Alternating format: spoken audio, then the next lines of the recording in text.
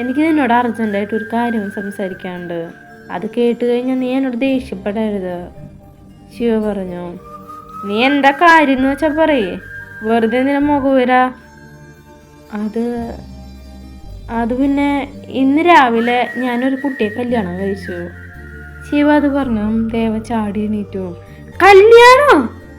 അവൻ വിശ്വാസം വരാതെ ചോദിച്ചു. അതേടാ, പറ്റിപ്പോയി. ആരാ? നിനക്കറിയാവുന്ന കുട്ടി തന്നെയാ, പാർവണ. പാർവണയോ? നീ എന്തൊക്കെയാ ശിവയി പറയണേ? അവളുടെ എൻഗേജ്മെന്റ് കഴിഞ്ഞതല്ലേ, അടുത്ത ആഴ്ച കല്യാണം, പിന്നെ ഇതെങ്ങനെ? ശിവ രാവിലെ അമ്പലത്തിൽ വെച്ച് നടന്ന കാര്യങ്ങളെല്ലാം അവനോട് തുറന്നു പറഞ്ഞു. അത് കേട്ടൻ ദേവയുടെ മുഖം ദേഷ്യത്താൽ ചുവന്നിരുന്നു.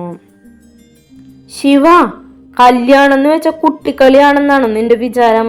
പക തീർക്കാൻ വേണ്ടിയിട്ട് ഇങ്ങനെയൊക്കെ പ്രവർത്തിക്കാൻ നീ അത്രമാത്രം അധപ്പതിച്ചോ ശിവ? ദേവ ദേഷ്യം വിടാതെ ചോദിച്ചു. എനിക്കപ്പം അങ്ങനെ ചെയ്യാൻ തോന്നി, ഞാൻ അങ്ങനെ പ്രവർത്തിച്ചു. ശിവ ഇരു കൈകളും കെട്ടി നിന്നുകൊണ്ട് പറഞ്ഞു. കഴിഞ്ഞത് കഴിഞ്ഞു, ഇനി എന്താ നിന്റെ തീരുമാനം?